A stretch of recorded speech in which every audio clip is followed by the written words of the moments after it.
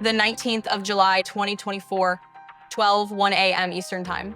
Inside CrowdStrike's cloud servers, an automated system pushed a software update, channel file 291. A routine security update, part of the company's Falcon platform designed to protect computers from cyber attacks. The file contained 21 input parameters. The sensor software expecting it was programmed for 20. That mismatched, one extra input, one missing bounds check triggered something no one at CrowdStrike anticipated. At 12:09 a.m., Windows computers began crashing. Blue screens, reboot loops, systems that couldn't start. Across airlines, hospitals, banks, emergency services, and government offices, 8.5 million computers went dark. By 1:27 a.m., CrowdStrike rolled back the update, 90 minutes. But it was too late. The damage was global. This is the story of what became known as the largest IT outage in history, how a cybersecurity company whose entire purpose is protecting systems crashed millions of them instead, and how 90 minutes of automated software deployment revealed the terrifying fragility of a digital world built on trust, speed, and single points of failure. The irony, CrowdStrike is a cybersecurity company based in Austin, Texas, founded in 2011. By 2024, they protected some of the world's most critical systems. Their flagship product, Falcon, an endpoint security platform that runs deep inside computer operating systems at the kernel level where the most trusted code operates. Falcon watches for threats, monitors suspicious activity, blocks malware, detects hackers. 43 US states use it. Nearly 300 Fortune 500 companies, airlines, banks, hospitals, government agencies, emergency services. CrowdStrike's job, keep systems running, protect against attacks, prevent crashes. On the 19th of July, 2024, they did the opposite. The update that crashed 8.5 million computers wasn't a cyber attack, it wasn't hackers, it wasn't malicious code.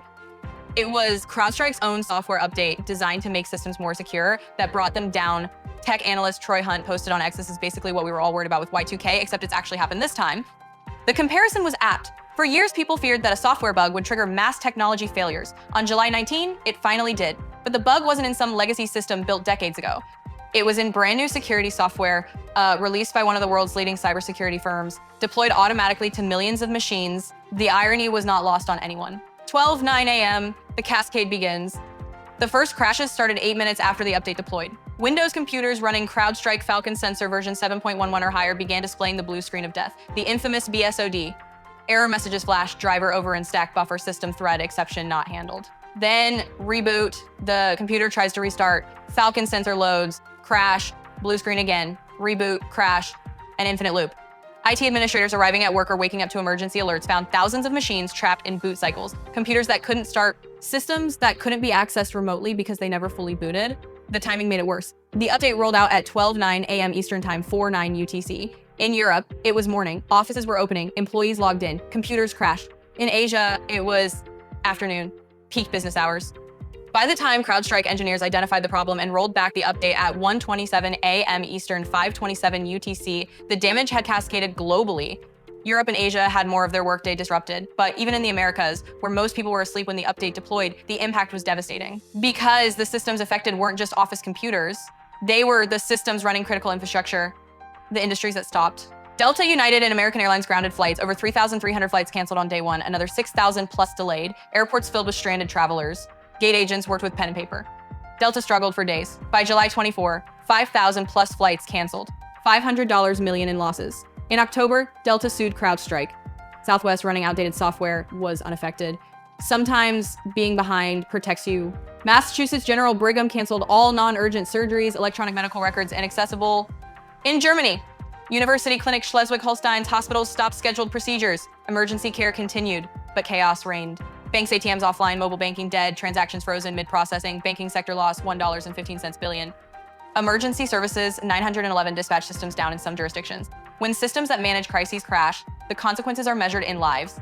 Broadcaster Sky News off air, Australia's ABC News black, newsrooms scrambled, live broadcasts cut, government, courts, DMVs, unemployment offices shut down, Department of Justice affected, Department of Defense impacted but declined details. Everyday life, Starbucks mobile orders failed, Times Square billboards showed blue error screens. When 8.5 million computers crash, nothing feels minor. The bug that no one caught. Here's what went wrong, technically. CrowdStrike's Falcon platform uses something called rapid response content updates. These are fast, frequent updates, sometimes multiple per day, that tell the sensor software what new threats to watch for, new malware signatures, new hacking techniques, new attack patterns. These updates are not full software patches. They're configuration files, lighter, faster, designed to deploy quickly without requiring full testing cycles that traditional software updates undergo. On the 5th of March 2024, CrowdStrike deployed a new IPC template type, a framework for these rapid updates. The template defined 21 input parameter fields, but the sensor code, the software running on customer machines, was written to accept only 20 inputs. For months, this mismatch went unnoticed. Why? Because the 21st field used wildcard matching criteria in all the template instances deployed between March and July. Wildcards match anything. So even though the sensor expected 20 inputs and received 21, the 21st input was flexible enough that nothing broke until July 19. On that day, CrowdStrike deployed channel file 291. This was the first instance to use a non-wildcard value in the 21st field. The sensor tried to read it, but the sensor was only programmed to handle 20 inputs. The result, an out-of-bounds memory read. The software tried to access memory that didn't exist. That's a critical error at the kernel level. The Windows operating system couldn't handle it gracefully. It crashed hard. And because Falcon operates at the kernel, the most trusted, deepest layer of the OS, when Falcon crashed, it took the entire operating system down with it. CrowdStrike's own post-incident review, released on July 24, laid it out clearly. Due to a bug in the content validator, one of the two template instances passed validation despite containing problematic content data. The testing system had a bug. The system designed to catch errors didn't catch this one. Multiple layers of validation failed. Sensor release testing didn't catch it. Template type stress testing didn't catch it. The content validator, whose job is to verify updates before deployment, didn't catch it. Why? Because no one tested for the specific scenario where the 21st field contained a non-wildcard value. The test cases didn't cover it. The validation logic had a flaw. And because earlier deployments worked fine, there was no reason to suspect a problem. Trust built up, then broke catastrophically. The 90-minute window. Let's walk through the timeline one more time with precision. The 19th of July, 2024, 4:09 UTC, 12:09 a.m., CrowdStrike releases channel file 291. The update deploys automatically to customers' Falcon sensors.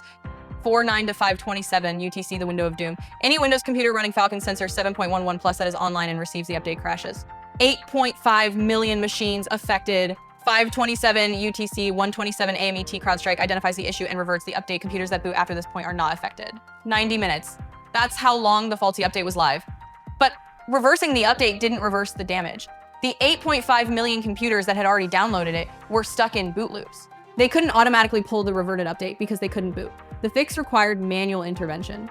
Someone, an IT administrator, technician, had to physically or remotely access each affected machine, boot it into safe mode or Windows recovery environment, navigate to the CrowdStrike directory, and delete the corrupted file C0000291*sys. For a single computer, it takes maybe 10 minutes. For 8.5 million computers, hundreds of thousands of IT hours. Some organizations had thousands of affected machines. Hospitals, airlines, banks, each one needed individual attention.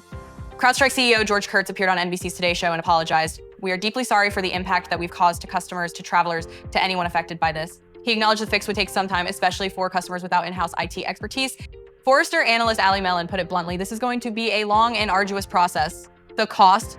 Parametrics estimated the cost to US Fortune 500 companies alone, $5.4 billion. Breaking it down, $1.94 billion. $1.15 billion, $860 million.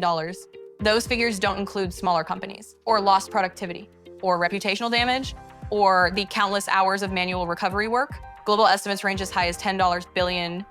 CrowdStrike stock dropped 11% on July 19. The company's market value fell by billions. Their terms and conditions limit liability to fees paid, essentially a refund. Larger customers may have negotiated better terms, but most won't see anything close to full compensation.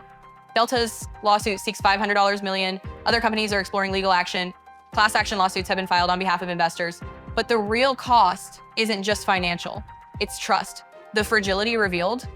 The outage exposed something uncomfortable, how fragile modern digital infrastructure really is. CrowdStrike isn't a small startup. They're a $90 billion company, a leader in cybersecurity, trusted by governments and Fortune 500 firms. And yet, one configuration error, one mismatch between 21 inputs and 20 brought down 8.5 million systems. Senator Eric Schmidt wrote to the Department of Defense, "A single point of failure in a cybersecurity strategy has proven time and time again to be a threat to our national security." The concentration of power was striking. CrowdStrike wasn't the only endpoint security vendor, but they had massive market penetration. When they failed, the failure was systemic. Elon Musk posted on X, "CrowdStrike has been deleted from all our systems." Other companies began reconsidering their reliance on single vendors. The incident also revealed a deeper problem: the speed versus safety trade-off in software deployment. CrowdStrike designed rapid response content to deploy quickly multiple times per day to stay ahead of emerging threats. Speed was a feature. Fast updates meant fast protection. But speed bypassed the rigorous testing applied to traditional software releases. And when speed failed, the failure was instant and global. CrowdStrike has since changed its procedures. Updates are now staggered. Not everyone gets them simultaneously. Customers have more control over when updates install. New validation checks have been added. But the question remains, how many other systems are one bad update away from catastrophic failure? The aftermath, by late July, most systems were back online. The immediate crisis passed, but the consequences lingered. Delta's recovery took over a week. Thousands of passengers sued. The Department of Transportation launched an investigation. Hospitals rescheduled surgeries. Banks restored services. Courts reopened. And CrowdStrike testified before Congress. On the 23rd of September 2024, Adam Myers, Senior Vice President at CrowdStrike, appeared before the House Subcommittee on Cybersecurity and Infrastructure Protection. He apologized. He clarified the outage wasn't a cyber attack. He detailed the new safeguards CrowdStrike implemented, runtime bounds checks, input validation at compile time, staggered deployments, enhanced testing. But Myers also emphasized something else, the need for balance. Security requires speed. Threats evolve constantly. If updates take too long to deploy, attackers exploit the gap. That's the dilemma. Speed protects, but speed also risks catastrophic mistakes. The lesson. On the 19th of July, 2024, 8.5 million computers crashed because of a single configuration file. One extra input, one missing bounds check, 90 minutes of deployment. It wasn't a cyber attack. It wasn't malicious. It was human error combined with automated systems, amplified by global reach, and exacerbated by trust in processes that had always worked until they didn't. The outage revealed how interconnected modern infrastructure is, how dependent we are on a small number of providers, how quickly things can fail when one piece breaks, and how, in a world optimized for speed and efficiency, we've built systems with very little room for error. CrowdStrike will recover. The lawsuits will settle. New safeguards will be added. But the core vulnerability remains. We've built a digital world where 90 minutes can bring down airlines, hospitals, banks, and governments. The question isn't whether another outage will happen, it's when, and whether we'll be ready. Because next time, it might not be a security vendor's update. It could be a cloud provider, a payment processor, an infrastructure backbone, and the next time, it might take longer than 90 minutes to fix.